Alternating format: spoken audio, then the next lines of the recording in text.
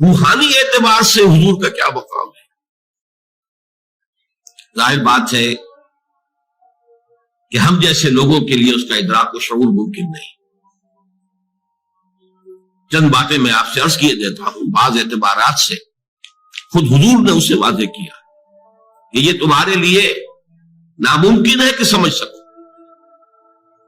مثال کے طور پر حضور صوم وصال رکھتے تھے. صوم وصال اسے کہتے ہیں کہ آج روزہ رکھا اور شام کو اسے افطار نہیں کیا، وہی روزہ رات سے گزر کر پھر اگلے دن تک چلا اور اگلے دن شام کو افطار ہوا، تو یہ 2 دن کا صوم وصال ہے.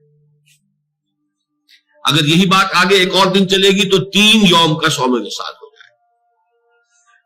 نبی اکرم صلی اللہ علیہ وسلم یہ صوم وصال رکھتے تھے، لیکن اپنے ساتھیوں کو، صحابہ کو، یعنی نوٹ کیجئے ہمارے لیے تو کیا سوال پیدا ہوتا، صحابہ کو بھی روکتے تھے. جس پر کسی صحابی نے سوال کر لیا تو آپ نے فرمایا صلی اللہ علیہ وسلم، ایکم مثلی، تم میں سے کون ہے جو میرے مانند ہو؟ ابھی تو عند ربی، میں تو اپنے رب کے پاس رات گزارتا ہوں. وہ یطعمنی و یسقینی، وہ مجھے کھلاتا اور پلاتا ہے. اب بتائیے ہم میں سے کس کے لیے ممکن ہے کہ تصور کر سکے کہ یہ شب بصری جو اللہ کے ہاں ہوتی تھی اس کی نوعیت کیا تھی، اس کی کیفیت کیا تھی، وہ کھلانا اور پلانا کس نوعیت کا تھا جو اللہ تعالیٰ محمد رسول اللہ صلی اللہ علیہ وسلم کے ساتھ معاملہ کرتا تھا. معلوم ہوا کہ یہ چیز بھی ہمارے دائرے سے خارج ہے. اچھا میں تو اپنی بات کر رہا ہوں، میں سمجھتا ہوں کہ بڑے سے بڑے صوفی اور بڑے سے بڑے ولی اللہ کے لیے بھی ممکن نہیں ہے کہ حضور کے روحانی مقام کا پورا ادراک کر سکے. ان دونوں پہلوؤں سے جب ہماری عقلیں اور ہمارا فہم و شعور اور ادراک عاجز ہے تو اس کا مفہوم یہ ہوا کہ اس کو بیان کرنے کی کوشش کرنا بہت بڑی خطا، بہت بڑی غلطی ہے. یہ بڑی خطا اس اعتبار سے نوٹ کیجئے، سادہ سی مثال سے بات سمجھ میں آ جائے گی. ایک لطیفہ ہے، کسی دیہاتی کی کوئی مشکل تھی جسے کسی ایک شہری بابو نے، شہری شخص نے حل کر دیا، اور وہ شخص جو تھا شہری، وہ ڈپٹی کمشنر تھا. لیکن اس دیہاتی نے اسے دعا دی، خدا تجھے پٹواری بنائے، اس لیے کہ اس دیہاتی کے لیے سب سے بڑا عہدہ، سب سے زیادہ صاحب اختیار ہستی پٹواری کی.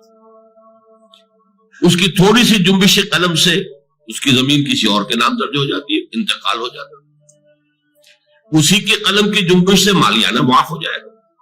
سارے اختیارات اس دیہاتی کے جو ہے، اس کاشتکار کے جو ہے، وہ اس کے ہاتھ میں ہے. اسے کیا معلوم کہ اس پٹواری سے لے کر اس ڈپٹی کمشنر تک کتنے عہدے ہیں درمیان میں، اور وہ شخص کتنے مقام بلند پر فائز ہے جسے وہ دعا دے رہا ہے پٹواری ہونے کی.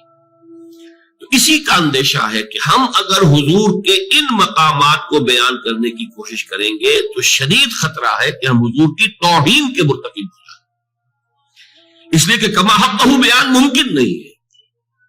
جب کما حقہ بیان ممکن نہیں ہے تو ہم اپنے تصور کے مطابق مدح کریں گے، اور وہ بہت کمتر ہوگی اصل مقام کے اعتبار سے، اور اسی کا نام توہین ہے.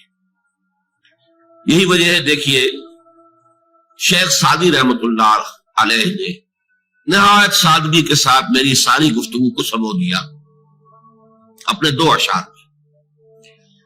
یا صاحب الجمال و یا سید البشر، من وجهك المنیر لقد نور القمر، لا يمكن الثناء كما كان حقه، بعد از خدا بزرگ توئی. قصہ مختصر، جتنا ان کا حق ہے کہ ان کی ثنا کی جائے وہ ممکن ہی نہیں ہمارے لیے.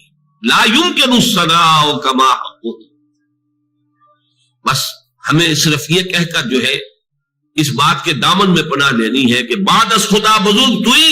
قصہ مختصر، اللہ کے بعد آپ ہی کی ہستی ہے بلند ترین، عظیم ترین. اب اسے کس طرح بیان کرے، کیا بیان کرے؟ ہمارا تصور سے بھی آگے بڑھ کر تخیل بھی سرنگو ہے کہ وہ اس مقام بلند و رفیع کا کوئی ادراک اور شعور کر ہی نہیں سکتا.